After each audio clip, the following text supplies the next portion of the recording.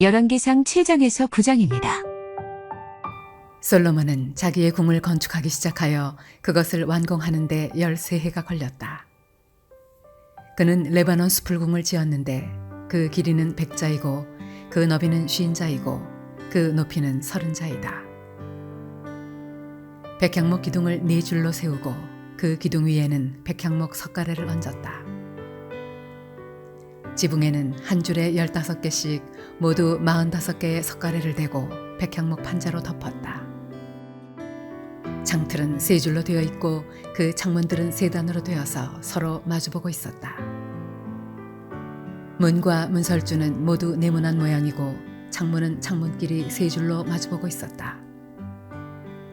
그는 기둥들을 나란히 세워 주랑을 만들었다.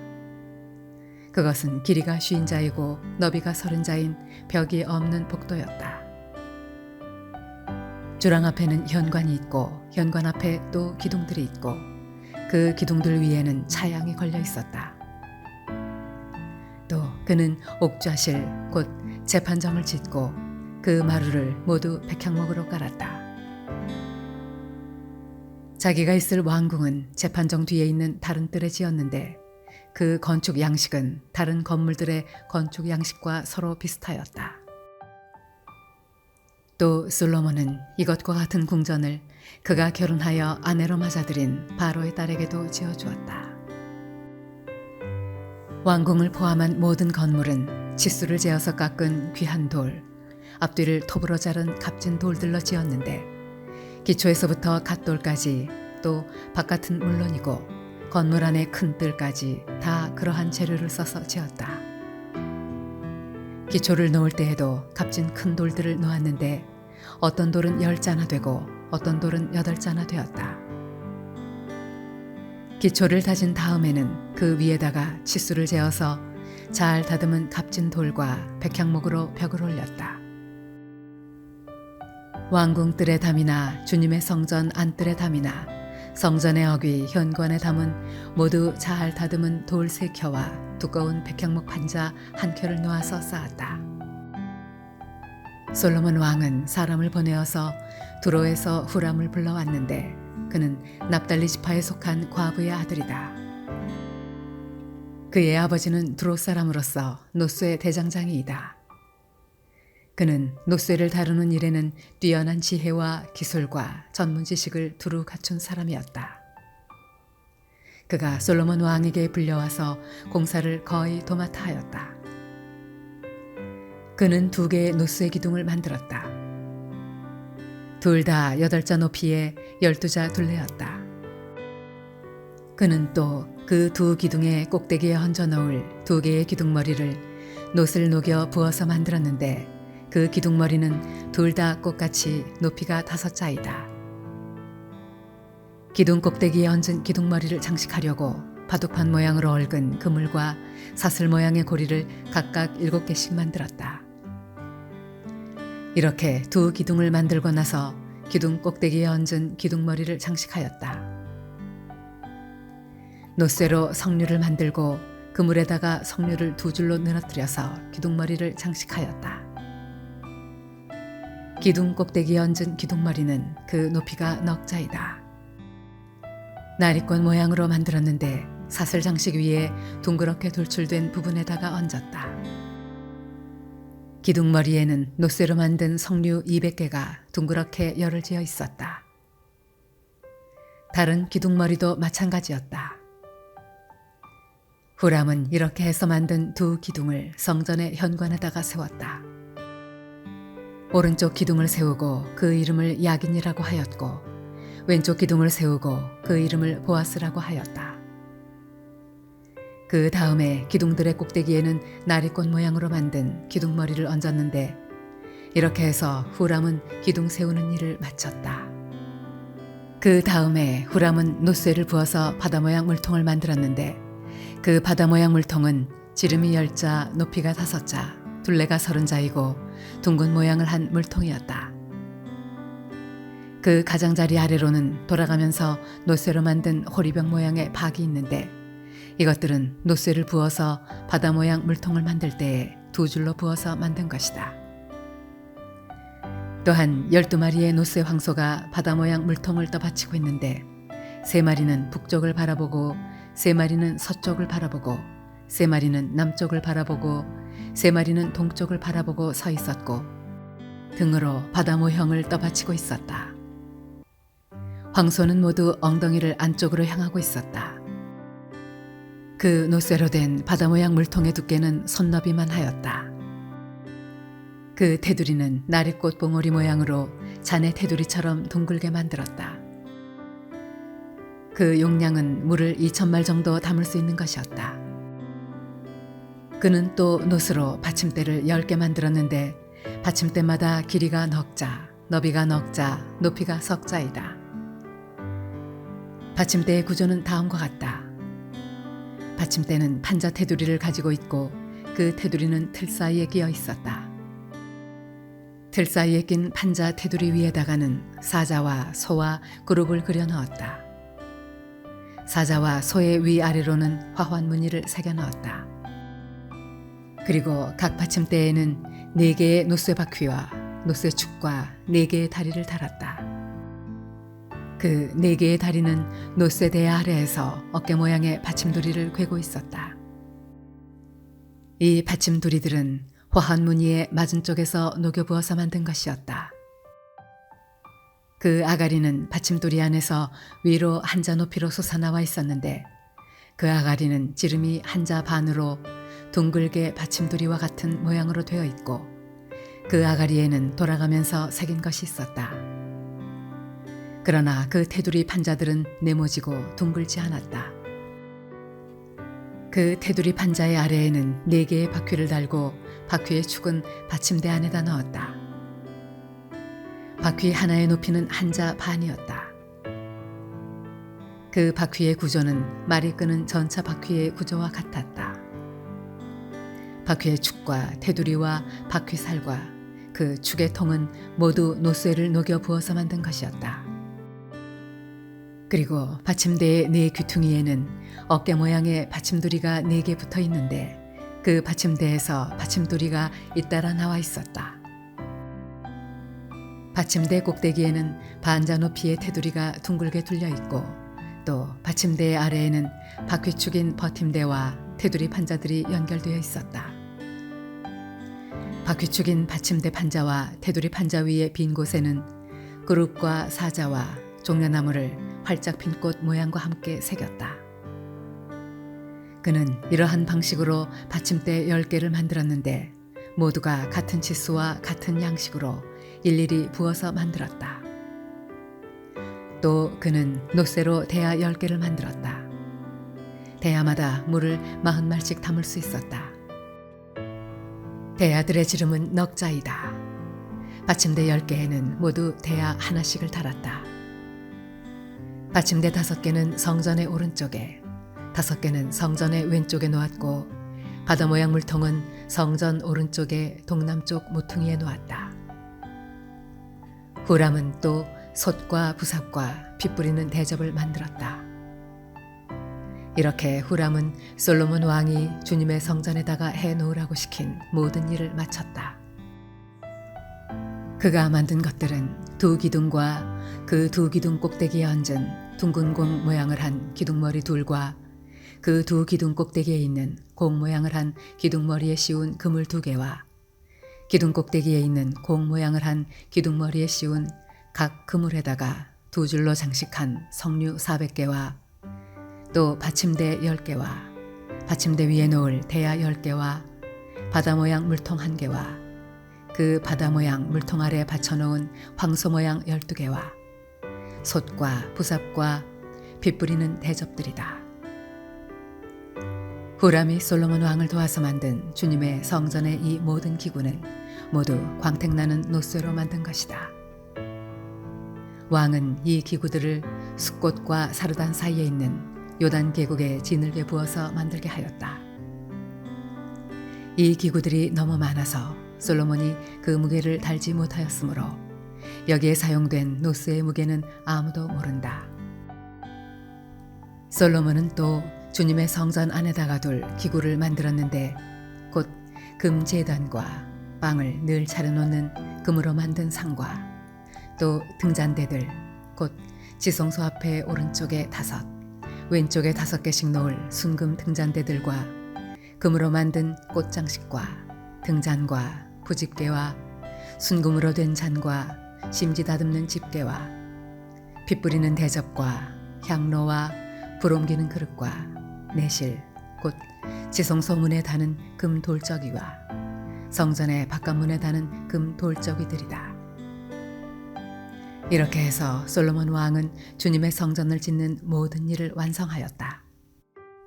솔로몬은 그의 아버지 다윗이 거룩하게 구별해서 바친 성물 곧 은과 금과 기구들을 가져다가 주님의 성전 창고에 넣었다.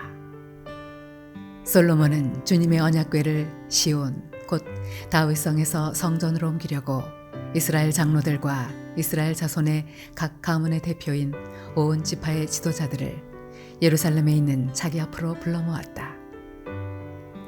이스라엘의 모든 남자는 7째 달 곧 에다니몰의 절기에 솔로몬 왕 앞으로 모였다. 이스라엘의 모든 장로가 모이니 제사장들이 궤를 메어 옮겼다.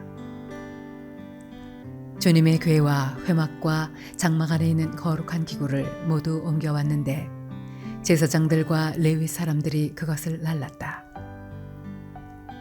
솔로몬 왕과 왕 앞에 모인 온 이스라엘 회중이 왕과 함께 궤 앞에서 양과 소를 셀 수도 없고 기록할 수도 없을 만큼 많이 잡아서 제물로 바쳤다.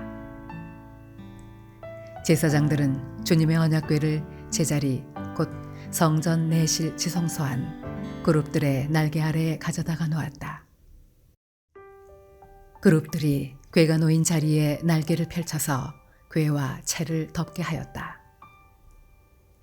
궤에서 삐죽 나온 2개의 채는 길어서 그 끝이 지성소의 정면에 있는 성소에서도 보였다. 그러나 성소 밖에서는 보이지 않았다. 그 채는 오늘날까지 그곳에 그대로 놓여 있다. 궤 속에는 호렙에서 모세가 넣어둔 2개의 돌판 말고는 아무것도 없었다. 이 2 돌판은 이스라엘 자손이 이집트 땅에서 나온 뒤에 주님께서 호렙에서 그들과 언약을 세우실 때에 모세가 거기에 넣은 것이다. 제사장들이 성소에서 나올 때에 주님의 성전에 구름이 가득 찼다. 주님의 영광이 주님의 성전을 가득 채워서 구름이 자욱하였으므로 제사장들은 서서 이를 볼 수가 없었다. 그런 가운데 솔로몬이 주님께 아뢰었다. 주님께서는 캄캄한 구름 속에 계시겠다고 말씀하셨습니다. 이제 주님께서 계시기를 바라서 이 웅장한 집을 지었습니다.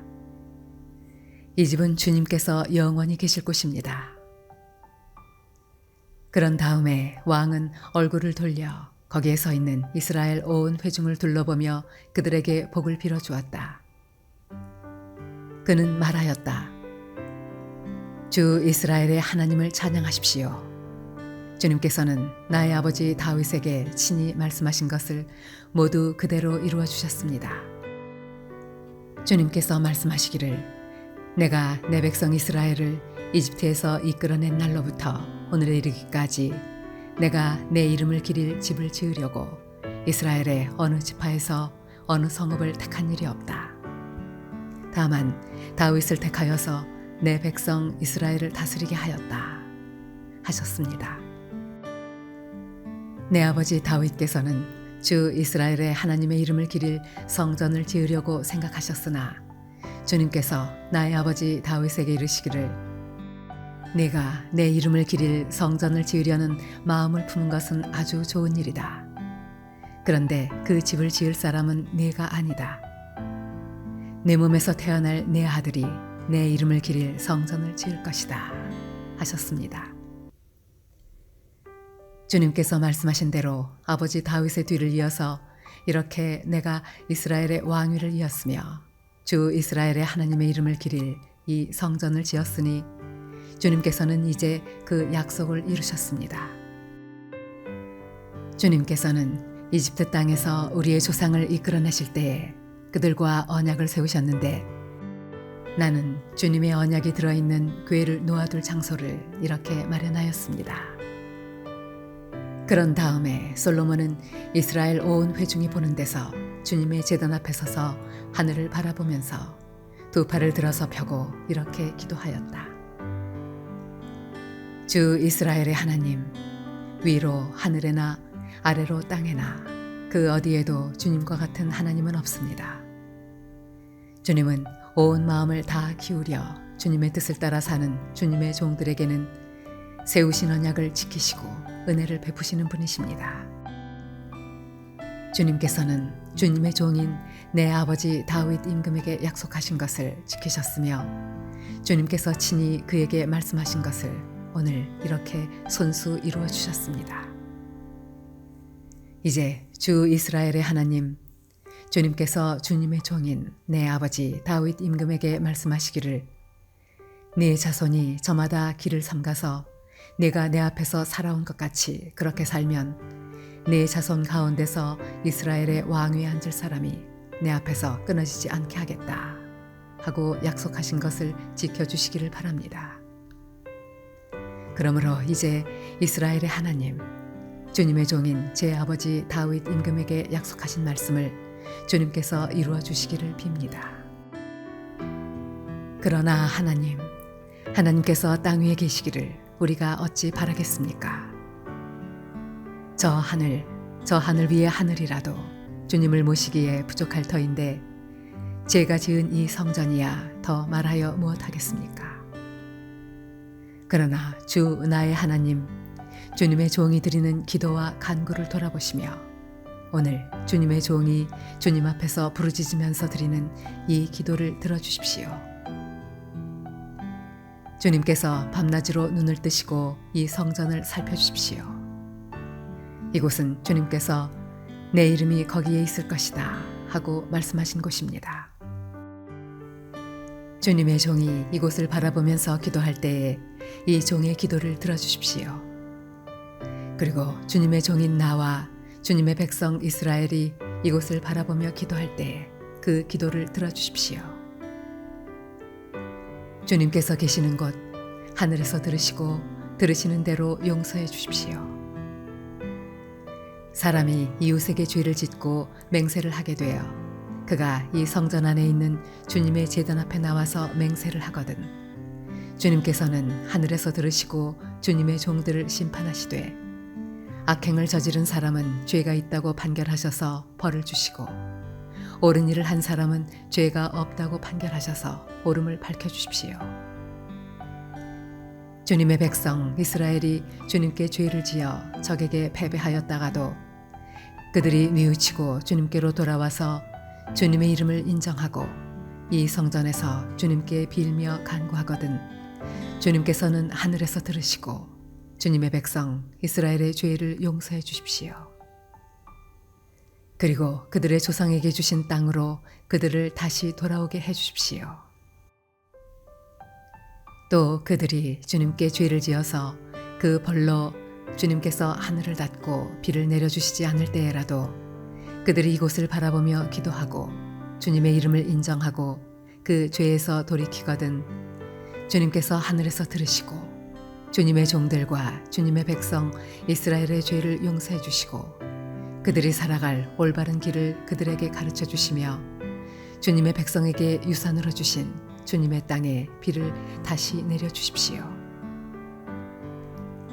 이 땅에서 기근이 들거나 역병이 돌거나 곡식이 시들거나 깐부기가 나거나 메뚜기 떼나 누리 떼가 곡식을 갉아먹거나 적들이 이 땅으로 쳐들어와서 성읍들 가운데 어느 하나를 에워싸거나 온갖 재앙이 내리거나 온갖 전염병이 번질 때에 주님의 백성 이스라엘 가운데 어느 한 사람이나 혹은 주님의 백성 전체가 재앙이 닥쳤다는 것을 마음에 깨닫고 이 성전을 바라보며 두 팔을 펴고 간절히 기도하거든 주님께서는 주님께서 계시는 곳 하늘에서 들으시고 판단하셔서 그들을 용서해 주십시오. 주님께서는 각 사람의 마음을 아시니 주님께서 각 사람에게 그 행위대로 갚아주십시오. 주님만이 모든 사람의 마음을 아십니다. 그렇게 하시면 그들은 주님께서 우리의 조상에게 주신 이 땅 위에서 사는 동안 주님을 경외할 것입니다. 그리고 또 주님의 백성 이스라엘에 속하지 아니한 이방인이라도 주님의 크신 이름을 듣고 먼 곳에서 이리로 오면 그들이야말로 주님의 큰 명성을 듣고 또 주님께서 강한 손과 편팔로 하신 이 일을 전하여 듣고 이곳으로 와서 이 성전을 바라보면서 기도하거든 주님께서는 주님께서 계시는 곳 하늘에서 들으시고 그 이방인이 주님께 부르짖으며 간구하는 것을 그대로 다 들어주셔서 땅 위에 있는 모든 백성이 주님의 이름을 알게 하시고 주님의 백성 이스라엘처럼 주님을 경외하게 하시며 내가 지은 이 성전이 주님의 이름을 부르는 곳임을 알게 하여 주십시오. 주님의 백성이 적과 싸우려고 전선에 나갈 때 주님께서 그들을 어느 곳으로 보내시든지 그곳에서 주님께서 선택하신 이 도성과 내가 주님의 이름을 기리려고 지은 성전을 바라보며 그들이 주님께 기도하거든 주님께서는 하늘에서 그들의 기도와 간구를 들으시고 그들의 사정을 살펴보아 주십시오. 죄를 짓지 아니하는 사람은 없습니다. 이 백성이 주님께 죄를 지어서 주님께서 진노하셔서 그들을 원수에게 넘겨주시게 될 때에 멀든지 가깝든지 백성이 원수의 땅으로 사로잡혀 가더라도 그들이 사로잡혀 간 그 땅에서라도 마음을 돌이켜 회개하고 그들을 사로잡아 간 사람의 땅에서 주님께 자복하여 이르기를 우리가 죄를 지었고 우리가 악행을 저질렀으며 우리가 반역하였습니다 하고 기도하거든 또 그들이 사로잡혀 간 원수의 땅에서라도 마음을 다하고 정성을 다하여 주님께 회개하고 주님께서 그들의 조상에게 주신 땅과 주님께서 선택하신 이 도성과 내가 주님의 이름을 기리려고 지은 이 성전을 바라보면서 기도하거든 주님께서는 주님께서 계시는 곳인 하늘에서 그들의 기도와 간구를 들으시고 그들의 사정을 살펴보아 주십시오. 주님께 죄를 지은 주님의 백성을 용서하여 주십시오. 주님을 거역하여 저지른 모든 반역죄까지도 용서하여 주십시오. 그들을 사로잡아간 사람들 앞에서도 불쌍히 여김을 받게 하셔서 사로잡아간 사람들도 그들을 불쌍히 여기게 하여 주십시오. 그들은 주님께서 쇠 용광로와 같은 이집트로부터 이끌어내신 주님의 백성이며 주님의 소유입니다. 종의 간구와 주님의 백성 이스라엘의 간구를 살펴보시고 부르짖을 때마다 응답해 주십시오. 주 하나님, 주님께서 우리 조상을 이집트로부터 이끌어내실 때에 주님의 종 모세를 시켜서 말씀하신 것과 같이 주님께서는 그들을 주님의 소유가 되도록 세상의 모든 백성과 구별하셨습니다. 솔로몬이 무릎을 꿇고서 하늘을 바라보며 두 손을 펴고 이렇게 간절히 기도를 드린 다음 주님의 제단 앞에서 일어나서 이스라엘의 온 회중을 바라보며 큰 소리로 축복하여 주었다. 주님께서 말씀하신 대로 그의 백성 이스라엘에게 안식을 주셨으며 그의 종 모세를 시켜서 하신 선한 말씀을 한마디도 빠뜨리지 아니하시고 다 이루어 주셨으니 주님은 찬양을 받으실 분이십니다. 주 우리의 하나님께서 우리의 조상과 함께 계시던 것과 같이 우리와도 함께 계시기를 바랍니다. 주님께서 우리를 버리지도 마시고 포기하지도 마시기를 바랍니다. 우리의 마음을 주님께 기울이게 하셔서 주님께서 지시하신 그 길을 걷게 하시며 주님께서 우리 조상에게 내리신 계명과 법도와 율례를 지키게 하여 주시기를 바랍니다. 오늘 주님 앞에 드린 이 간구와 기도를 주 우리의 하나님께서 낮이나 밤이나 늘 기억해 주시기를 바랍니다.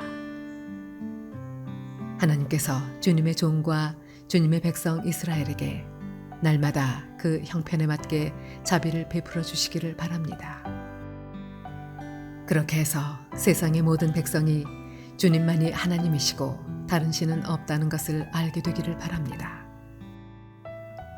그러므로 그의 백성인 여러분도 주 우리의 하나님과 한 마음이 되어서 오늘과 같이 주님의 법도대로 걸으며 주님의 계명을 지키기를 바랍니다. 이렇게 한 다음에 왕 및 왕과 함께 있는 모든 이스라엘 사람이 주님 앞에 제사를 드렸다. 솔로몬은 화목제를 드렸는데 그가 주님의 제사에 드린 것은 소가 22,000마리이고 양이 12만 마리였다. 이와 같이 해서 왕과 이스라엘의 모든 백성이 주님의 성전을 봉헌하였다. 그리고 바로 그날 왕은 주님 앞에 있는 놋제단이 번제물과 곡식제물과 화목제물의 기름기를 담기에는 너무 작았으므로 주님의 성전 앞들 한 가운데를 거룩하게 구별하고 거기에서 번제물과 곡식 예물과 화목제의 기름기를 드렸다. 그때 솔로몬이 이렇게 절기를 지켰는데 하맛 어귀에서부터 이집트 접경을 흐르는 강에 이르는 넓은 지역에 사는 큰 회중인 온 이스라엘이 그와 함께 주 우리의 하나님 앞에서 이레 동안을 2번씩 10나흘 동안 절기를 지켰다. 둘째 이레가 끝나고 8회째 되는 날에 그가 백성을 돌려보내니 그들은 왕에게 복을 빌고 주님께서 그의 종 다윗과 그 백성 이스라엘에게 베푸신 온갖 은혜 때문에 진심으로 기뻐하며 흐뭇한 마음으로 각자 자기의 집으로 돌아갔다. 솔로몬이 주님의 성전과 왕궁 짓는 일과 자기가 이루고 싶어한 모든 것을 끝마치니 주님께서는 기브온에서 나타나신 것과 같이 2번째로 솔로몬에게 나타나셔서 그에게 말씀하셨다. 내가 나에게 한 기도와 간구를 내가 들었다. 그러므로 나는 내가 내 이름을 영원토록 기리려고 지은 이 성전을 거룩하게 구별하였다. 따라서 내 눈길과 마음이 항상 이곳에 있을 것이다. 너는 내 앞에서 내 아버지 다윗처럼 살아라. 그리하여 내가 네게 명한 것을 실천하고 내가 네게 준 율례와 규례를 온전한 마음으로 올바르게 지켜라. 그리하면 내가 네 아버지 다윗에게 이스라엘의 왕좌에 앉을 사람이 그에게서 끊어지지 아니할 것이라고 약속한 대로 이스라엘을 다스릴 네 왕좌를 영원히 지켜주겠다. 그러나 너와 네 자손이 나를 따르지 아니하고 등을 돌리거나 내가 네게 일러준 내 계명과 율례를 지키지 아니하고 곁길로 나아가서 다른 신들을 섬겨 그들을 숭배하면 나는 내가 준 그 땅에서 이스라엘을 끊어버릴 것이고 내 이름을 기리도록 거룩하게 구별한 성전을 외면하겠다. 그러면 이스라엘은 모든 민족 사이에서 한날 속담거리가 되고 웃음거리가 되고 말 것이다. 이 성전이 한때 아무리 존귀하게 여김을 받았다고 하더라도 이곳을 지나가는 사람마다 놀랄 것이고 어찌하여 주님께서 이 땅과 이 성전을 이렇게 되게 하셨을까 하고 탄식할 것이다. 그러면서 그들은 이스라엘 백성이 자기들의 조상을 이집트 땅으로부터 이끌어내신 주 그들의 하나님을 버리고 다른 신들에게 미혹되어 그 신들에게 절하여 그 신들을 섬겼으므로 주님께서 이 온갖 재앙을 그들에게 내리셨다 하고 말할 것이다. 솔로몬은 주님의 성전과 왕궁 이 두 건물을 다 짓는데 20해가 걸렸다. 두로의 히람 왕이 백향목과 잣나무와 금을 솔로몬이 원하는 대로 모두 보내왔으므로 솔로몬 왕은 갈릴리 땅에 있는 성읍 20개를 히람에게 주었다.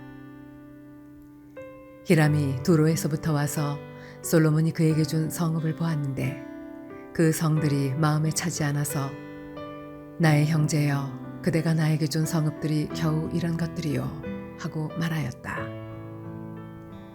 그래서 오늘날까지 그곳을 가불의 땅이라고 한다. 사실 이 일이 있기 전에 히람이 솔로몬 왕에게 보낸 금액은 금 120달란트나 되었다. 솔로몬 왕이 강제 노역군을 동원할 수밖에 없었던 까닭은 주님의 성전과 자기의 궁전과 밀로 궁과 예루살렘 성벽을 쌓고 하솔과 무깃도와 게셀의 성을 재건하는 데 필요하였기 때문이다. 이집트 왕 바로가 올라와서 게셀을 점령하여 불로 태워버린 일이 있었다. 그는 그 성 안에 살고 있는 가나안 사람들을 살해하고 그 성을 솔로몬의 아내가 된 자기의 딸에게 결혼 지참금으로 주었다. 그래서 솔로몬은 게셀을 재건하였다.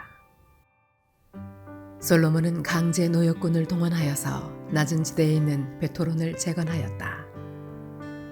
또 바알랏과 유다 광야에 있는 다두모를 세웠다. 그리고 솔로몬은 자기에게 속한 모든 양국 저장 성읍들과 병거 주둔 성읍들과 기병 주둔 성읍들을 세웠다.